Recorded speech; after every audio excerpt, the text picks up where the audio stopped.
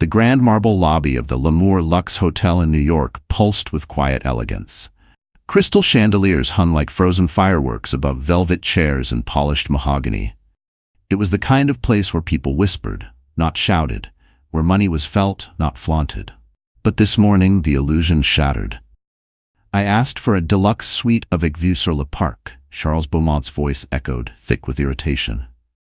"And you dare not understand a word of French in a hotel of this caliber?" Behind the front desk, Samantha Green, a young, polite front desk associate, froze. She clutched her tablet tighter, her cheeks flushed. "I'm sorry, sir. Could you repeat that in English, please?" Charles scoffed, loud enough to draw attention from nearby guests. "Typical. This is what hospitality looks like in America? No class, no language, no brains." People turned.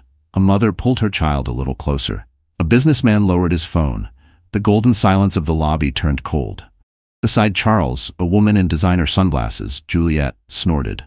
"Can we just get someone competent? Or do we need to fly to Paris for that too?" Samantha blinked quickly. "Let me get the manager, sir." "Oh, please do," Charles snapped, smirking. "Maybe they'll teach you how to pronounce sweet before they fire you." The elevator chimed. From the far end of the lobby, footsteps clicked against marble. Calm, measured, powerful. A woman stepped out, dressed in a sleek navy pantsuit, her posture regal, her chin lifted just slightly. The air shifted. Some of the older staff straightened. A bellboy whispered, "It's her." Clare Maro didn't speak as she approached, not yet. Her eyes swept the scene, Samantha trembling, Charles fuming, Juliet smirking. Claire's gaze lingered on her ex-husband just a beat longer. Charles turned, annoyed. "Finally. Are you the manager here? Good. You need to retrain your entire staff, starting with that one." Claire tilted her head slightly and for the first time spoke. "Mr. Bowmont," she said, voice smooth and crisp, "you just insulted one of my best employees in front of multiple witnesses." He frowned. "I beg your pardon? Who are you?" Claire smiled. "I'm the general manager of this hotel, and also," she paused just long enough to draw blood, "your ex-wife." And in that one instant, the man who thought he owned the room lost all control of it. Long before she wore designer suits and walked through marble lobbies with effortless authority, Clare Maro was just a woman in love. She met Charles Bowmont at a tech summit in Lyon. He was a guest speaker, sharp-tongued and ambitious, talking about disrupting the old world of finance. She had been in the audience, not as a businesswoman, but as a translator, helping coordinate the event. He was magnetic, the kind of man who knew how to fill a room, who made eye contact like he already owned your secrets. But what drew Claire in wasn't his confidence. It was the rare moment he slipped, when he laughed at his own joke and looked surprised anyone else laughed with him. They had coffee afterward, then dinner, then months of long-distance calls between Paris and Geneva, laughter in cafes, late-night walks by the Seine. When he told her he couldn't imagine life without her, Claire believed him, and so she did what no one in her family expected. She hid her identity. Clare Maro was the only daughter of Philippe Moreau, founder of the L'Amour Luxe Hotel Group, one of the most exclusive hospitality empires in the world. Her surname could open doors in any capital city, but it could also trap her in a gilded cage. So she told Charles she worked as a hotel language consultant, which was true. She just didn't tell him which hotels. She didn't want to be loved for her last name. She wanted someone to see her, not the power behind her. Charles proposed after 6 months. It wasn't fancy, just him, a ring, and a nervous smile in their tiny Paris apartment. Claire said yes without hesitation. They married quietly. No press, no grand ballroom, just a civil ceremony, champagne, and a promise. For 2 years, Claire lived as Mrs. Bowmont in silence. She used an alias to cut ties with the Moreau name in public records. She cooked. She supported his startup. She lent him money anonymously through a holding firm, just to help him get through tough months. He never knew. She thought love was enough. But the higher Charles climbed, the colder he became. He began to mock her simple tastes, questioned why she didn't do more with her potential. He joked with his colleagues about women who had no ambition, never realizing the woman who scrubbed his kitchen also signed checks that saved his company. Then came the pregnancy. At first, he seemed thrilled. Bought books on fatherhood, picked baby names, promised he'd scale back work. But the further Claire's belly grew, the more distant he became. He started missing doctor appointments, leaving for emergency meetings, ignoring her texts. Claire kept hoping. She held on, until the night her body gave up before her heart did. And that night, while she lay in a hospital bed trying not to lose their child, Charles handed her divorce papers and never looked back. In the early days, Charles Bowmont had been hungry. Not for fame, not for wealth, but for a way out of the life he was born into. He grew up in Manchester's grey corners, where cracked sidewalks and unpaid bills taught him more than any classroom. His father was a mechanic who drank more than he fixed cars. His mother cleaned hotel rooms, always coming home smelling like bleach and regret. Charles swore he'd never end up like them. At first, ambition was his salvation. He studied hard, slept little, and clawed his way into London's business scene with nothing but charm and a ruthless work ethic. People underestimated him. He liked it that way. But when he met Clare, something shifted. She was quiet strength, subtle elegance, an anchor he didn't know he needed. With her, he didn't have to prove anything. And for a while, that was enough. But success is a cruel addiction. Once his startup gained traction, once investors began noticing, Charles changed. Not overnight, but gradually, like a tide swallowing a beach while no one's looking. He started networking more, staying later at events. His wardrobe changed, so did his circle. Champagne replaced coffee, ego replaced curiosity. Claire would try to connect. She'd ask about his day, about the people he worked with. He'd answer with 2 words, scrolling his phone. At dinner parties, he'd interrupt her stories, correct her pronunciation, make jokes that drew laughter at her expense. One night, she overheard him say, "She's sweet, but she's not exactly business material." Claire didn't cry. She just stopped asking. When she told him she was pregnant, he smiled, but it didn't reach his eyes. He nodded, kissed her forehead, and returned to his laptop. He didn't come to the first ultrasound, or the second. At 5 months, she fainted from stress and fatigue. The doctor ordered bed rest. Charles barely looked up from his tablet when she told him. "She'll be fine," he said. "Women have babies every day." She stayed in bed alone, listening to the sounds of the city outside their apartment. The man she married was no longer in the room. He hadn't been for months. Then came the night of the gala. Charles had a black tie event, something about mergers and tech ventures. Claire had early contractions. Her doctor told her to go to the hospital immediately. She called him. He declined the call. She texted. No reply. At 11:42 p.m., she was wheeled into emergency care, alone. And at 1:03 a.m., while lying in a hospital bed, connected to IVs, breath shallow, heart crushed, Claire received a text from Charles. "Check your email. I've sent the divorce papers. It's for the best. Don't make this harder than it needs to be." No explanation. No apology. Just a cold, corporate ending to what was once a fairy tale. That was the night Clare Maro stopped being a wife and began becoming something far more dangerous. Juliette Valois knew exactly what she wanted and how to get it. She didn't come from wealth, but she knew how to dress like it, smile like it, walk like it, and most importantly, she knew how to spot a man climbing fast enough to take her with him. She met Charles at a tech panel in Paris. She wasn't invited. She'd snuck in wearing a borrowed designer blazer and a fake press badge. But once inside, she charmed the room with her practiced laugh and wide-eyed curiosity. Charles was surrounded by real investors and business executives. But Juliette stood out, not because she belonged, but because she pretended better than anyone. She asked him one question that night: "What scares you more, failing or being forgotten?" He called her refreshing. They started meeting in private, hotels, back corners of cocktail parties. He called her his secret escape. She called him her ticket out. At first, she played sweet, naive. She asked about his childhood, made him feel like a survivor. She cooked him homemade meals she Googled hours before. She said she didn't understand finance, then memorized his entire pitch deck to impress him. What Juliette didn't say, what she never said, was that she knew his wife. 2 years earlier, she had applied for a front desk role at a luxury hotel in Geneva. Clare Maro had been the manager at the time. Juliette was caught stealing perfume from the VIP amenity drawer on her second week. Claire didn't humiliate her. She didn't call the police. She simply handed her a dismissal letter and said, "This isn't who you are. Don't let it become who you become." Juliet never forgot the look in Claire's eyes that day. Disappointed, but calm. Like she'd seen too many people lose themselves trying to fake a life that didn't fit. Now, that same Claire was out of the picture. Rumors swirled that she'd gone to the US, broken, childless, forgotten. Juliet stepped in. She redecorated Charles's condo, took over his social calendar, deleted numbers from his phone. Little by little, she made space where Claire had been. She smiled for the cameras, stood by his side at galas, whispered things to stroke his ego. She never really saw your genius. She didn't deserve your ambition. She was jealous of your light.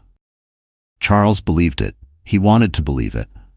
But what Juliet didn't count on was the quiet power Claire had never revealed, not in words but in legacy. Because Juliet wasn't just playing with a heartbroken woman. She was playing with the bloodline of an empire. And now, standing in that grand hotel lobby in New York, laughing as Samantha Green fumbled with French, Juliet had no idea who was about to walk out of that elevator. But she was about to remember the one woman she never should have crossed. It was supposed to be just another quiet evening. Claire had spent the afternoon rearranging the nursery. Soft beige walls, pale blue curtains, a mobile of tiny clouds spinning above the crib. She'd even ordered a French storybook set, thinking it might be a sweet way to pass on her family's heritage. She was 7 months pregnant, swollen and tired, but glowing in a way only women carrying life could understand. Charles had said he had meetings. Big investors. No phones. He texted earlier, "Don't wait up." Claire believed him. She always did. At 10:15 p.m., she took a warm shower, changed into his favorite silk nightgown, and waited, hoping he'd still come home. He didn't. By midnight, she was alone in bed, the baby kicking softly against her ribs like a quiet knock from the inside reminding her, "You're not really alone." But something felt wrong. She hadn't touched Charles's tablet in months. But tonight, it was glowing on his desk, unlocked, a string of emails still open. Curiosity wasn't her nature, but heartbreak was. She sat down, hands trembling, and scrolled. And there it was, a reservation. Hotel Sonore. Presidential suite, under Charles Bowmont's name, checked in 6 hours ago. Attached, a note to the concierge. "Please make sure the champagne is chilled. Miss Juliette Valois prefers Moet." Claire stared at the screen, her throat closed. The baby shifted. She didn't scream, didn't cry. She stood, slowly, her hands instinctively wrapping around her stomach.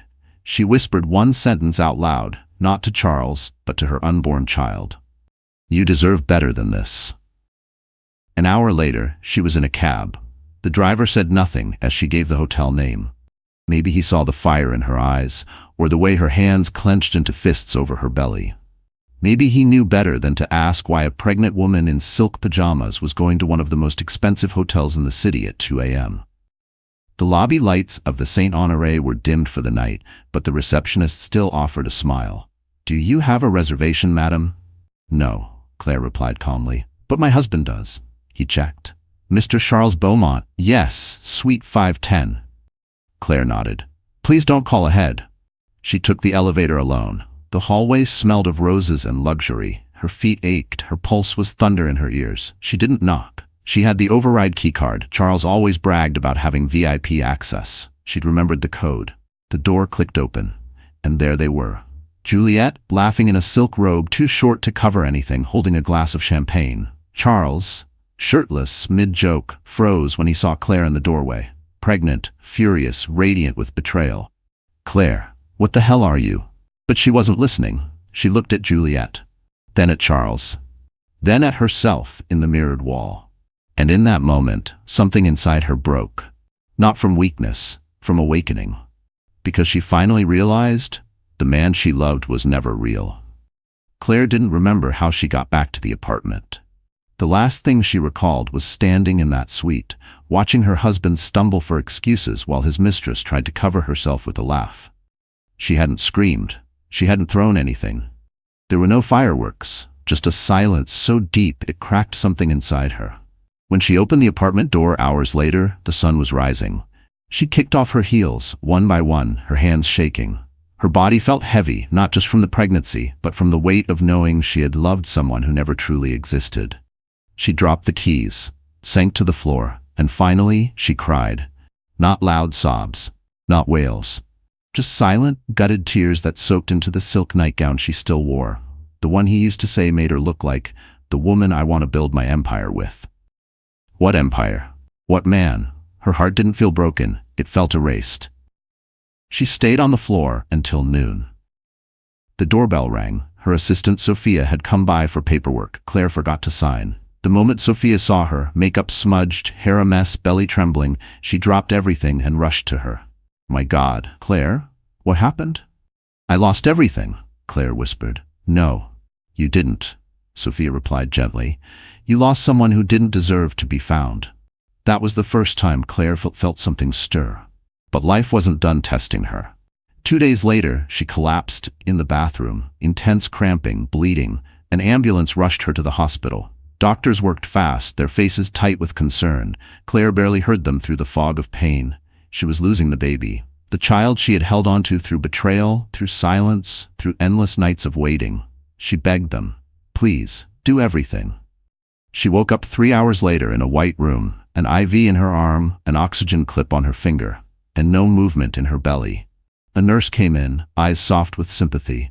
You're stable now, but I'm so sorry, the baby didn't make it. Claire turned to the window, tears slipping without sound. The city skyline blurred behind her grief. Charles didn't show up. Not once, not a text, not a call. But someone else did. Her father. Philippe Moreau, the man who built an empire from the ground up, walked into that hospital room without a word. He sat beside his daughter and took her hand. You don't have to explain anything, he said. Just come home. Claire didn't answer, but she didn't let go of his hand either. Because in that moment, after betrayal, humiliation, and unbearable loss, she realized she had two choices: stay broken or rebuild from the ashes.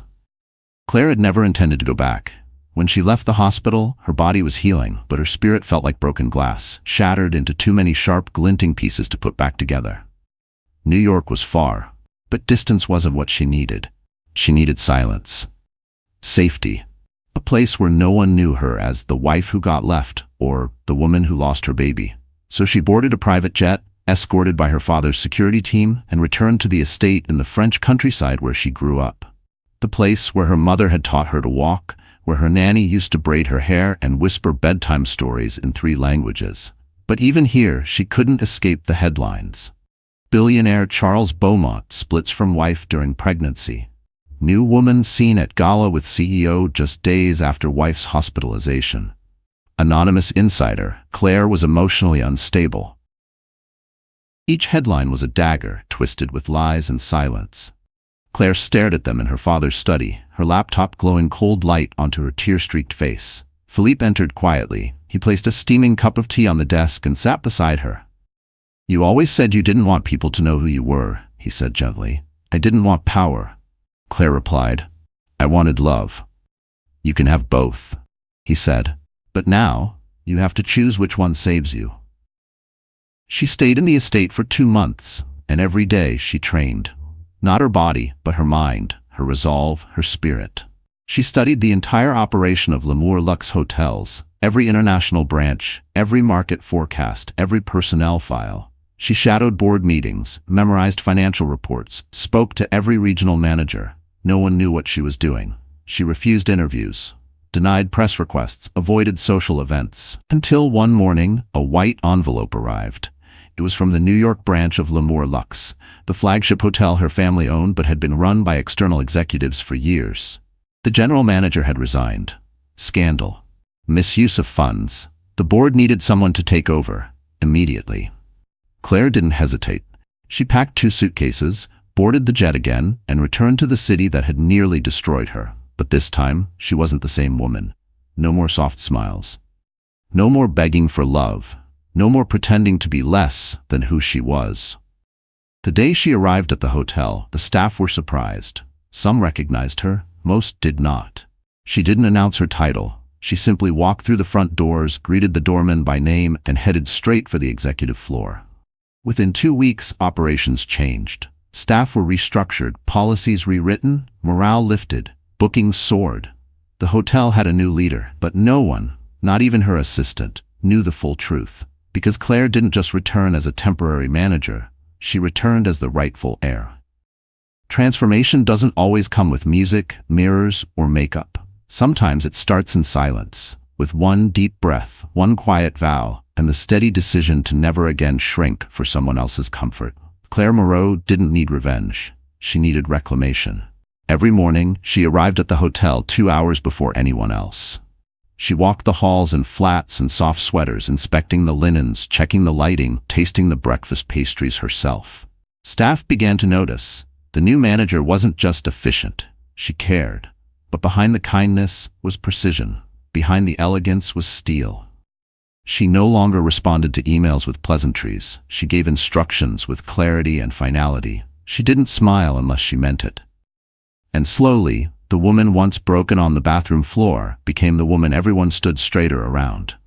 Her assistant, Sophia, who had followed her from Paris, was the first to notice the change. "You cut your hair," she said one morning as Claire stepped out of the elevator. Claire ran a hand through the sleek new bob that hugged her jawline. "Too much baggage in the old strands," she said with a wink.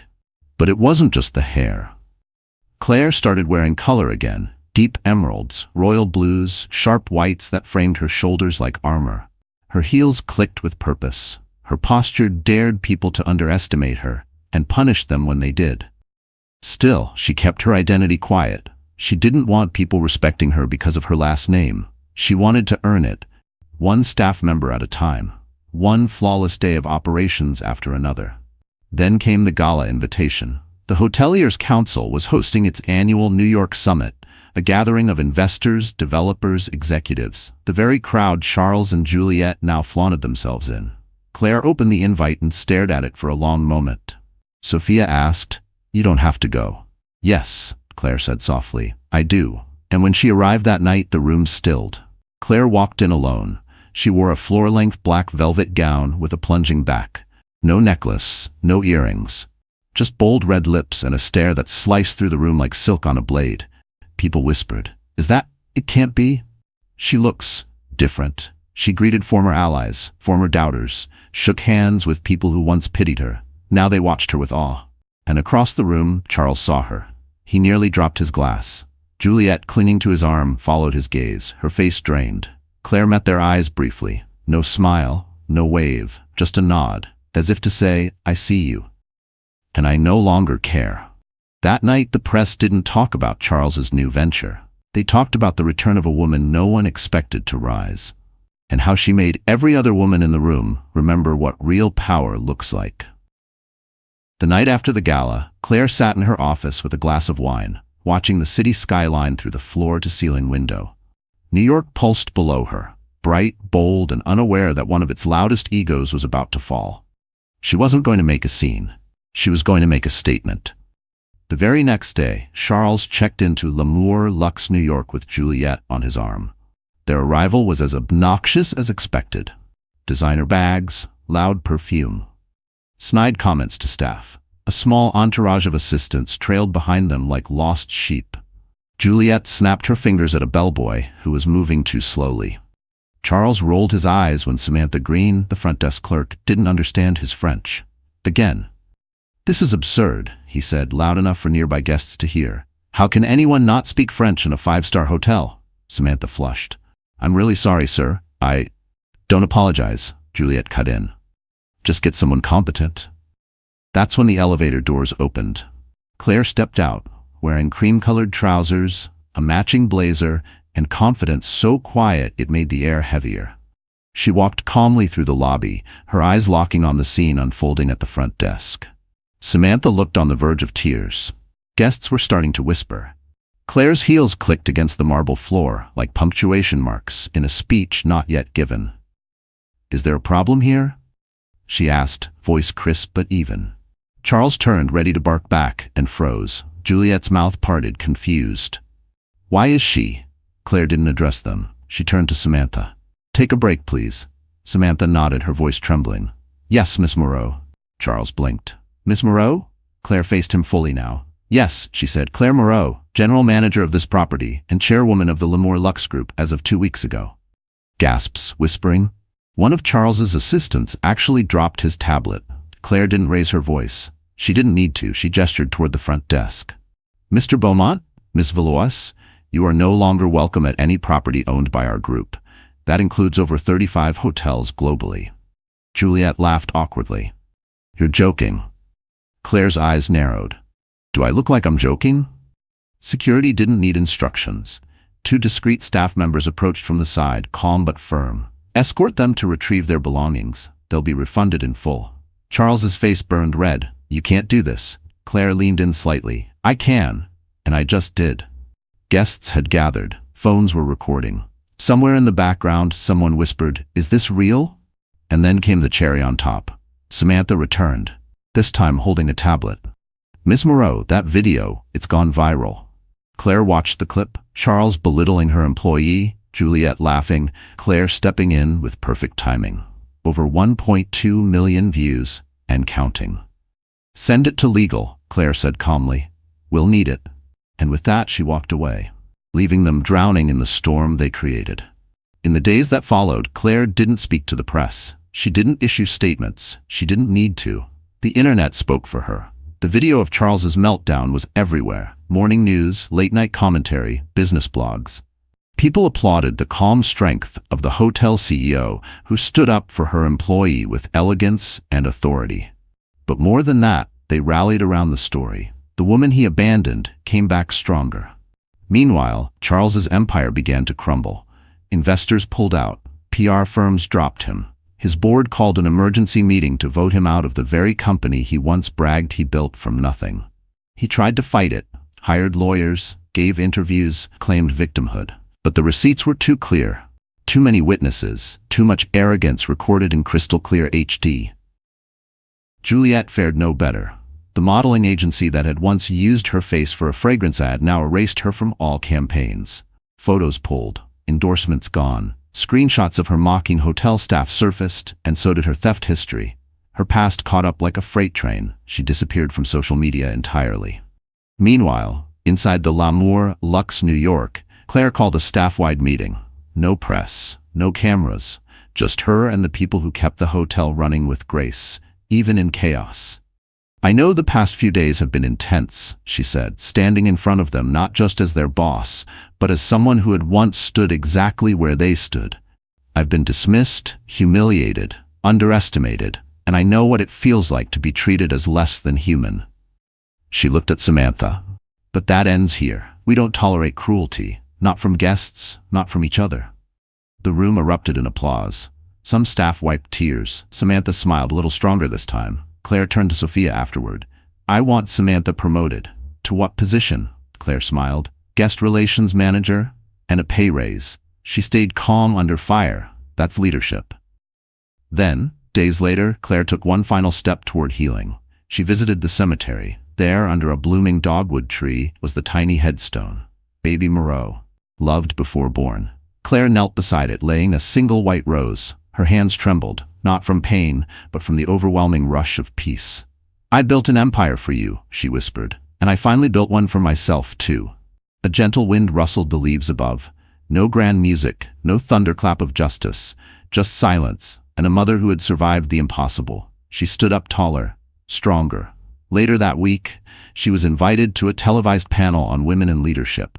The host introduced her, Clare Maro, businesswoman, hotelier, and an icon of grace under fire. She smiled into the camera. And when asked what advice she'd give to women who feel small, erased, betrayed, her answer was simple. Never forget who you are, especially when someone tries to make you forget. Because the most powerful revenge is remembering your worth. Clare Maro had rebuilt her world, piece by piece. Her name was no longer whispered behind closed doors. It was printed on business covers, spoken in boardrooms, and applauded on stages. But just when she thought the dust had finally settled, an envelope arrived. No name, no return address. Just cream-colored stationery with her name written in block letters across the front, Clare Maro. Inside, a single sheet of paper, a court summons. Charles was suing her for defamation, for loss of professional reputation, for emotional distress. The man who had left her in a hospital bed with divorce papers now claimed she had ruined his life. Claire read the document twice, then slid it across the desk to Sophia. He's not just desperate, she said calmly. He's dangerous. Sophia frowned. Can he actually win? Claire shook her head. No, but that's not the point. He wants attention. He wants power back. He wants a stage. And she wasn't about to give it to him. Still, the news hit the media like wildfire. Billionaire CEO sues ex-wife for defamation after viral video. Charles Bowmont claims emotional damage from online hate. Is Clare Maro's revenge too harsh? Claire didn't flinch, at least not in public. But behind closed doors, she felt the fatigue. The weight of constantly having to prove herself. The pressure of being strong, composed, untouchable. One night, after reviewing documents with her lawyers, she sat alone in her penthouse and opened her old journal, the one she hadn't touched since the hospital. Inside were pages written by a different woman, a gentler woman, a woman who used to believe that love was more important than legacy. She missed her, not the vulnerability, but the softness, the balance. She stared out at the city skyline, the same one she once viewed with tears in her eyes and a baby that never made it into the world. And she made a decision. If Charles wanted a battle, she'd give him one. But not on his terms. She'd do it by showing the world the truth, not just of what happened between them, but what it meant for every woman who had ever been silenced, gaslit, abandoned, or blamed for surviving. She met with her PR team. "We'll do a feature," she said. "On what?" "On the cost of silence. The price women pay for protecting the egos of men who break them." A documentary crew was hired. Interviews were arranged. Former employees, past colleagues, even Juliet's ex-friends came forward with stories that painted a very clear picture. Charles's downfall wasn't caused by Claire's revenge. It was caused by his own choices. She gave no speeches, no tears, no personal attacks. She simply presented the facts and let the world judge for itself. And this time, the court of public opinion slammed the gavel harder than any judge could. The documentary premiered on a rainy Thursday night. Claire didn't attend a red carpet. She didn't need applause. She sat in her private screening room with Sophia and a few trusted staff, silent as the opening credits rolled. Silenced. What happens when women fight back. Narrated in Claire's voice, the film opened with footage from the viral hotel incident. Then came images no one had ever seen. Hospital photos, her walking alone down a sterile hallway, and audio of voicemails from Charles that were cold, dismissive, sometimes cruel. "I'm not coming. Handle it yourself. I can't be your emotional support animal. Just sign the damn papers, Claire." One by one, the pieces came together. The betrayal, the abandonment, the loss. And finally, the quiet power she had found when no one else was watching. When the screen went black at the end, Claire didn't say a word. Sophia had tears in her eyes. That was devastating and beautiful. Claire simply nodded. "It's not for me anymore. It's for everyone else." The internet exploded within hours. Stand with Claire trended across every major platform. Celebrities reposted the trailer. Activists quoted her words. Even business leaders who once dismissed her now offered public support. But most of all, women wrote in. Thousands of messages poured into the hotel's inbox. Emails. Handwritten letters. Stories of betrayal, abuse, survival, hope. And in every message, one theme echoed. "You made me feel seen." Claire read every letter. She wrote back to as many as she could. And then, something extraordinary happened. The L'Amour Luxe board, once dominated by aging billionaires who cared more about profits than people, unanimously voted to back Claire's leadership permanently. They didn't just want her as chairwoman, they wanted her vision, her voice, her values. So, she created something new. A division inside the hotel group focused on dignity and hospitality, mandatory leadership training, zero-tolerance policies for guest abuse, and a whistleblower fund to protect employees everywhere. She called it the Samantha Initiative, named after the young receptionist Charles had insulted. When Samantha heard, she cried. "I was just doing my job," she said. "No," Claire replied. "You reminded me what mine really is." The change made headlines. But not everyone was celebrating. Charles was still spiraling. His lawsuit quietly disappeared. No lawyer would touch it anymore. And Juliet? She was spotted working part-time at a boutique in Paris, ducking from paparazzi, hiding behind dark glasses. The empire they tried to build on cruelty and arrogance had collapsed. And Claire? She stood taller than ever. Not just as a CEO, not just as a woman who survived, but as someone who turned pain into power. And finally, for the first time in years, she stood in front of a mirror, touched her scarred heart gently, and said out loud, "I'm proud of you, Because true victory isn't in revenge, it's in rebuilding what they tried to destroy. 6 months after the documentary aired, L'Amour Luxe Hotels was no longer just a name on gold-lettered doors. It had become a symbol of quiet strength, of second chances, of dignity reborn from ashes. Claire stood on the rooftop of the New York branch, overlooking the skyline that had once broken her. Now it bowed beneath her vision. Beside her, Samantha Green smiled. "You know what I realized?" she said, her voice calm. "That night, when he insulted me, I didn't cry because of what he said. I cried because no one ever stood up for me before." Claire looked at her. "That won't happen again. Not on my watch." The Samantha Initiative had gone global. Over 3,000 hospitality workers had enrolled in leadership courses Claire launched under the program. Dozens of hotels rewrote their policies after consulting her team. A growing fund was now supporting female entrepreneurs who had once been silenced in corporate systems. But Claire didn't just stay behind a desk. She visited shelters, hosted workshops, sat with women who still trembled when telling their stories. And every time she listened, her voice got stronger. Because healing doesn't mean forgetting. It means choosing to remember from a place of power. One afternoon, she received a message from a woman named Elise, a single mother working night shifts in London who had watched the documentary. "I watched your story while folding laundry at 2 a.m. I haven't told anyone what my ex did to me, not even my daughter. But now, maybe I will. Maybe I can." Claire wrote back. Not a formal message. Not from a CEO, just a woman to another woman.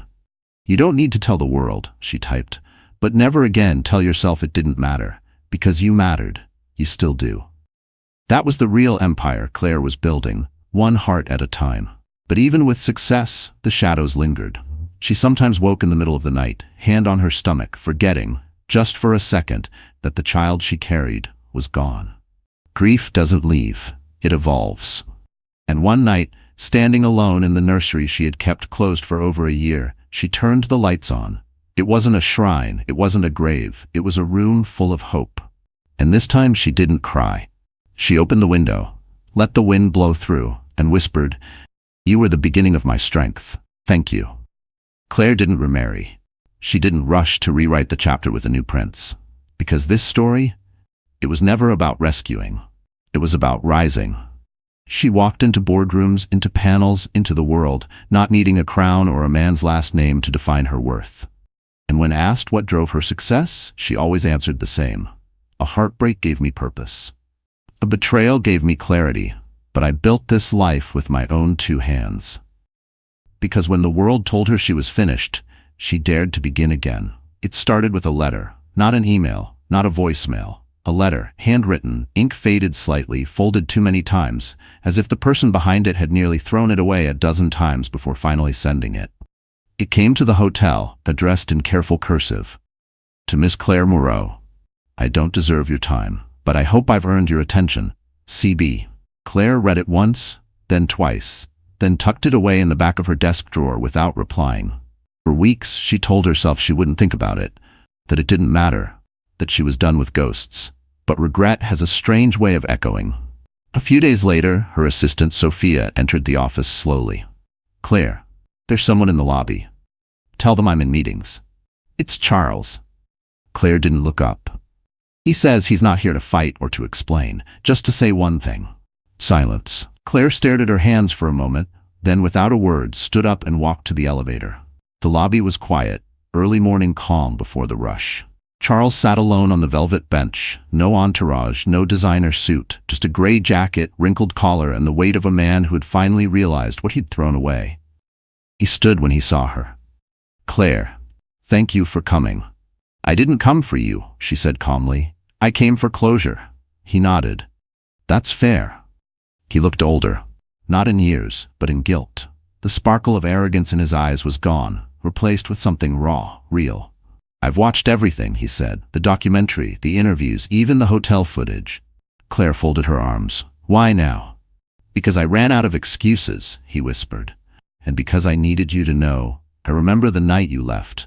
Every second of it. The look in your eyes. I didn't know I'd already lost everything until you were gone." Claire didn't blink. "I didn't come here to beg for forgiveness," he continued. I know I don't deserve it, but I needed to say this out loud. You were always better than me, and I spent too long trying to make you feel small because I knew you were always the real power." For the first time in years, Claire saw him, not the man who betrayed her, but the broken shell of someone who'd finally been humbled by his own downfall. She didn't cry. She didn't yell. She just took a breath and said, "I don't hate you. I just stopped needing you." He nodded, eyes wet. "I hope you find peace, Charles," she added, "but that doesn't mean you get a second chapter here." He smiled sadly. "I figured, but thank you for hearing me." And then he left. No fanfare, no paparazzi, just a quiet exit from a story he no longer belonged to. Claire turned to Sophia as she returned to the office. "Do you believe people can change?" she asked softly. Sophia smiled. "Only when they lose everything and learn to rebuild from humility." Claire sat at her desk and stared out the window. She had her empire, her peace, her truth. And now, finally, her past no longer had the power to hurt her. Spring arrived in New York like a long-awaited exhale. The city bloomed with energy, tulips lined the streets, and laughter returned to the sidewalks. Inside L'Amour Luxe, Claire had just wrapped a panel on ethical leadership. She stood near the elevator, listening to her assistant, Sophia, rattle off tomorrow's agenda. 2 media interviews, 1 podcast request, a board call with London. Oh, and a meeting request from a Mr. Nathaniel Grant. Claire paused. "Who?" Sophia blinked. "Investor. Recently acquired 3 boutique hotels in Europe. He's requesting a sit-down. Says he admires your work." Claire raised a brow. "I don't do flattery meetings. I checked his credentials. He's legitimate." "All right. Pencil it in for 15 minutes. The next day, at precisely 9 a.m., Claire entered the executive lounge and paused. Nathaniel Grant stood at the window, tall, well-dressed, with graying temples and quiet poise. He turned around, offering a handshake that was firm but not performative. "Miss Moreau, thank you for meeting me." "Let's be honest," she said, sitting down. "You're not just here for investment talk." He smiled. "Fair. I saw your documentary. It didn't just change my business. It changed my perspective." Claire didn't respond immediately. Compliments made her cautious. Nathaniel leaned forward, his voice thoughtful. "I used to think profit came first, until I realized broken systems break people. Now I want to build something different, and you're already doing that." Claire studied him. No ego, no charm tricks, just sincerity. She didn't fully trust it, but she didn't dismiss it either. They talked. 15 minutes became 45, then an hour. By the end, Claire found herself enjoying the conversation. Later, Sophia asked, "Well, impressed?" Claire gave a rare, soft smile. "I didn't hate it." Over the next few weeks, Nathaniel and Claire continued crossing paths, sometimes professionally, sometimes not. He sent her a book on French architecture with a note. "Thought you'd appreciate the spine more than the story." She invited him to a hotel walkthrough, curious how he treated the staff. He greeted everyone by name. He listened. He didn't perform kindness. He lived it. One evening, after a long day of meetings, they sat on the rooftop, wine glasses in hand. The city twinkled below. "You know," Nathaniel said, "most people meet in coffee shops or airports. We met in a storm you didn't even know I was watching." Claire looked at him. "I wasn't looking." "I know," he said quietly. "That's why I stayed." She didn't respond. Instead, she leaned back in her chair, watching the wind play with the ends of her hair. For the first time in years, she didn't feel guarded, or afraid, or haunted. She just was. Nathaniel didn't ask to fix her. He asked to know her. And maybe, just maybe, that was the difference. Claire stood, collecting her things. As she walked past him, she said one thing. "Next time, don't bring wine. Bring stories." He smiled. "I've got plenty." Because sometimes, healing doesn't mean erasing the past. Just finding someone who can walk beside you as you write the rest of the story. Trust was no longer something Claire gave. It was something people earned. Slowly, deliberately, and only after proving they knew the difference between presence and performance. And yet, Nathaniel Grant had become a part of her days. Not in a loud, sweeping romance, not in declarations, but in quieter things. He sent her coffee when he knew she worked late. Checked in on Samantha's new initiative with genuine curiosity. He never interrupted, never talked over her in meetings. He always asked if she had the time, never assumed. One afternoon, while reviewing expansion plans in her office, Sophia said with a sly smile, You know, he rearranged his entire Europe tour just to be here this week. Claire kept her eyes on the papers. We have a lot of projects in motion, and none of them involve your heart. Claire didn't answer, because deep down, she knew. Letting Nathaniel close meant risking everything she'd rebuilt. She had spent years clawing her way back from betrayal. Her power was forged in independence. Her name was no longer attached to a man. She was herself, finally. But when Nathaniel invited her to a private gallery opening, no press, no cameras, just something beautiful, she hesitated, then said yes. The gallery was dimly lit, filled with quiet shadows and bold colors. Modern, raw, unexpected. Claire walked beside him, heels clicking softly on polished floors, stopping before a sculpture of a cracked porcelain figure stitched back together with gold. Kintsugi, Nathaniel said, watching her watch it. The art of repairing broken pottery with gold. The idea is, the break becomes part of the beauty. Claire's throat tightened. He didn't say more. Didn't need to. Later that night, they walked through Central Park under the lamplight. No guards, no staff. Just two people who had seen the world's sharpest edges. I need to ask you something, Nathaniel said as they approached the fountain. Claire braced herself. Go ahead. Have you forgiven him, Charles? She stopped walking. I forgave myself, she said quietly, for staying too long, for loving blindly, for thinking silence would protect me. And him? I don't carry him anymore, that's enough. Nathaniel nodded. Then maybe there's room to carry something else. Claire looked at him, not the businessman, not the potential partner, just the man who had walked beside her without trying to fix her pain. And she realized she wasn't afraid of being hurt again. She was afraid of hoping again. But hope didn't feel so heavy anymore. A few days later, back in her office, Samantha knocked on her door. There's a man in the lobby asking if he can take you to lunch. Says he's not sure if he should have just texted. Claire smiled. Tell him I'll be down in 5. Samantha paused. You trust him? Claire thought for a moment. I trust myself. That's more than enough. She picked up her coat, smoothed her blazer, and caught her reflection in the mirror. Not just polished, not just powerful, peaceful. Because loving again wasn't weakness. It was choosing joy, even after knowing the cost. The morning started like any other. Claire sat at her office desk, reviewing a final draft of a keynote speech she was scheduled to give at a global leadership summit in Tokyo. The Samantha Initiative had just hit its 1-year milestone. Hotels across the world were replicating her employee-first model. Numbers were climbing, but more importantly, so was respect. And then the email arrived. Subject urgent. Internal audit red flags. Private from Internal Compliance Department. She opened it, eyebrows narrowing. Attached was a financial report with unusual expense patterns in the Paris branch, specifically from an account under the oversight of Sophia. Claire's stomach dropped. She read through the flagged entries. Private car services, designer purchases, dinners that had nothing to do with business, all signed off under a discretionary travel budget.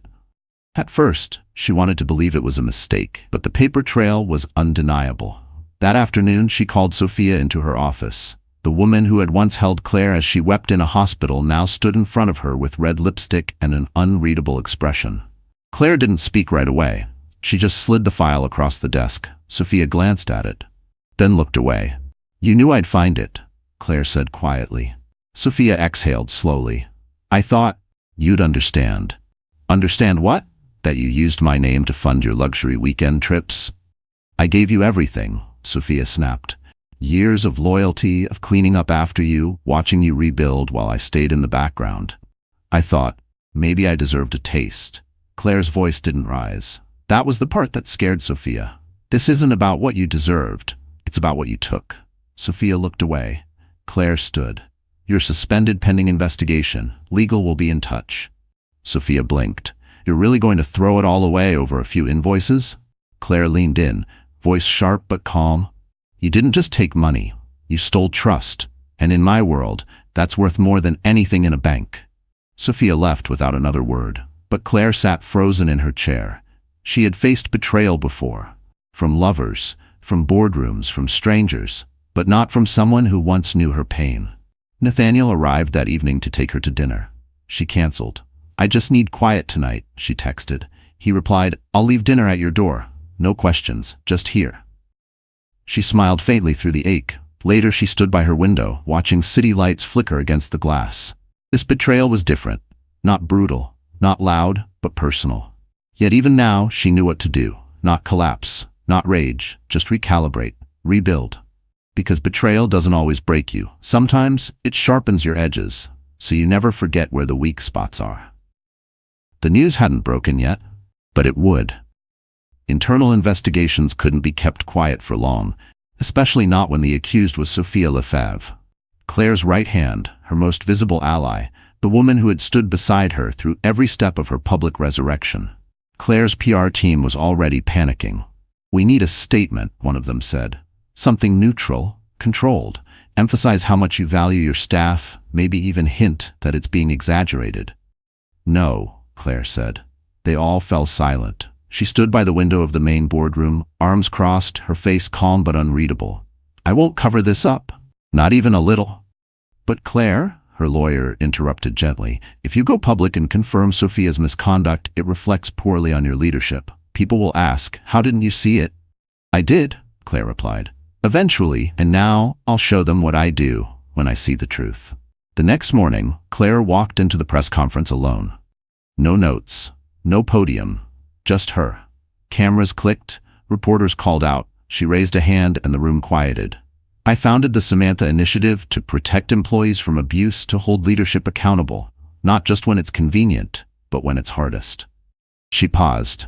"This week, we discovered financial misconduct involving someone from my inner circle. Someone I trusted. I won't name them. That's for legal proceedings. But I will say this, our integrity must remain stronger than our image." Gasps, murmurs. Some of the press had expected a deflection, maybe even a tearful defense. Not this. Claire continued. "Leadership doesn't mean perfection. It means accountability. I was betrayed, but that doesn't make me weak. What would make me weak is pretending it didn't happen." Then she stepped away. No further comment. The media exploded. Clare Maro exposes internal betrayal, refuses to hide behind PR. The woman who took down her ex now faces her own team's collapse. Power meets integrity, Claire's hardest stand yet.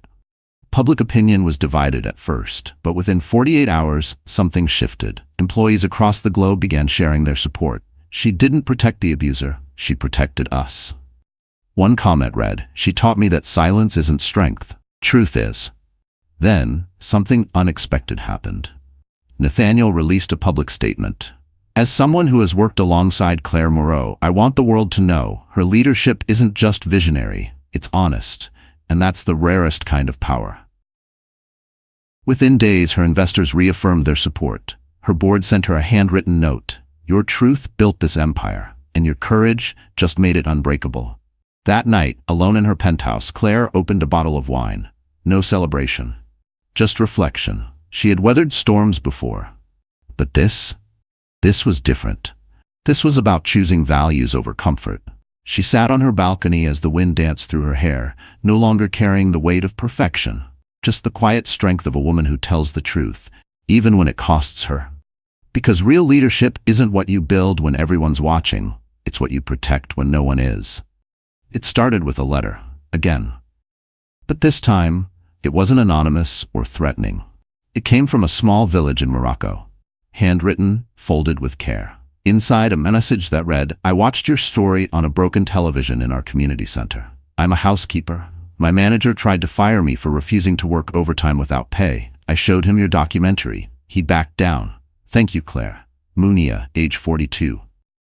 Claire read it once. Then again, this was no longer about lawsuits, hotels, or headlines. It was legacy. She placed the letter beside dozens of others she had collected in a private box. Stories from women in Bangkok, Cape Town, Buenos Aires, stories of quiet rebellion, of dignity reclaimed. All sparked not by her wealth, but by her voice. Later that week, her team presented data.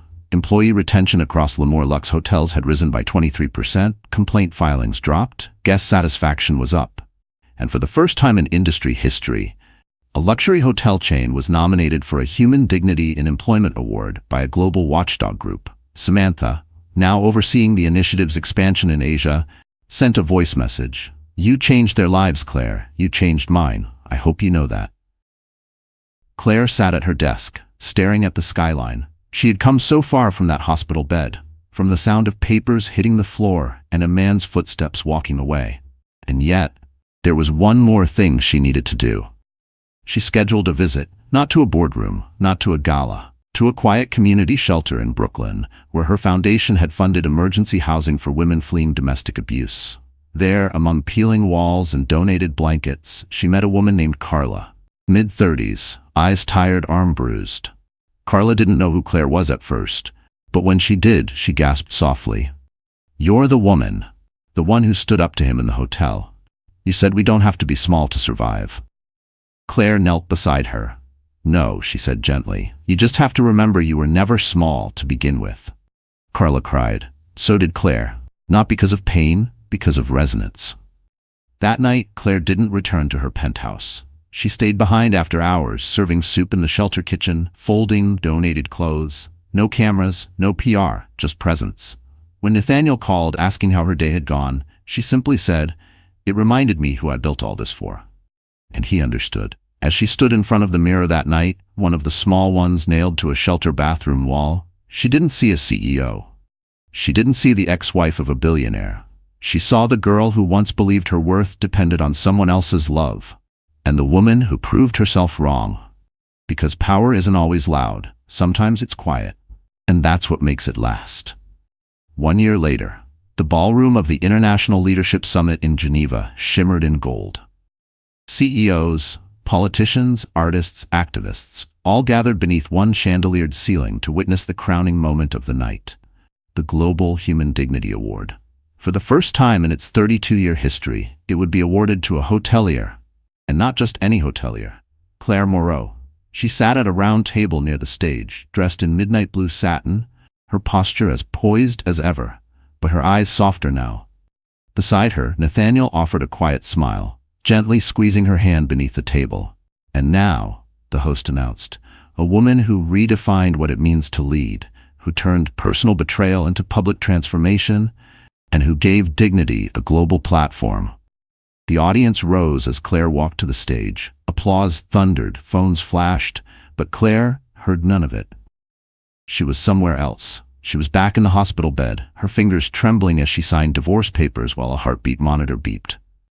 She was alone on the rooftop that first night in New York, wondering if she'd made a mistake starting over. She was standing at the hotel front desk, watching a man she once loved belittle a young woman. And now, here she stood, unbroken, unapologetic, unstoppable.